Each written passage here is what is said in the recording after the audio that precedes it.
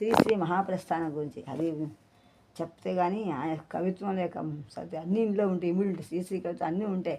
మహాప్రస్థానం అన్ని పోతే ఇది ఒక ఎత్తు. శ్రీశ్రీ మహాప్రస్థానం ఒక మహాగ్రంథం, సముద్రం లాంటిది. మహాప్రస్థాన గీతాలు వ్యవస్థాగతమైన చరిత్రకు, ఆర్థిక, సాంఘిక, సామాజిక జీవనానికి దర్పణం పడుతూ భవితకు మార్గదర్శనం అవుతాయి.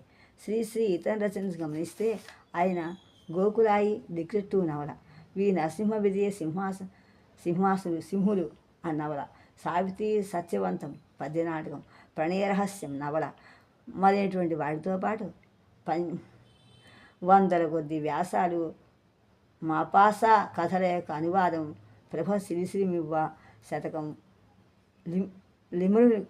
లిమర్కులు రష్యన్ భాషలో జోహోవ్ రాసినటువంటిది అని రాసినటువంటి పుస్తకము,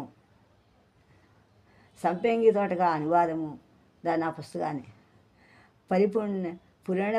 పూరిపండ వారి సౌదామిని ఆంగ్లంలో అనువాదము, ఫ్రౌంచు కాంకా రచనలు, వింత జంతువుగా అనువాదం జేమ్స్ జాయిస్ రచనలకు చైతన్య స్రవంతిగా వ్యాస రచనలు, హిందీ తెలుగు చిత్ర అనువాదాలు, ఆనందవాణిలో తాడుబంగ్ల శీర్షిగా నిర్వహణ, కారల్ చాపెక్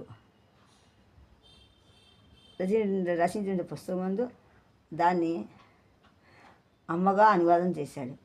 పిక్విక్ పేపర్స్ను ఆధారంగా సోములు చెప్పిన కథ, సుప్తాస్తికలు, విక్టర్ సాడన్ కథలు, విలియం సోరోయాల్ కథలు అనువదించారు. ప్రగతి వారపత్రికలో జవాబు శీర్షిక నిర్వహణ అని రాసి తెలుగు దిగంబర కవితకు మూలంగా పేర్కొంటూ రెక్కవిప్పున రివల్యూషన్గా తిరిగించాడు. వాళ్ళు విడిగం ఈ కమింగ్, యమకోవస్కి, పాబులోవే కూడా, ఐంద్రనాథ చటోపాధ్యాయ, పుష్కిన్, నికోలాయ్ సెక్రఫో సోప్, అలెగ్జాండర్ ఫ్లెమింగ్, రాసిల్యా, కోవు శాంతిన్, షాక్ పెండేక్ ద్వారా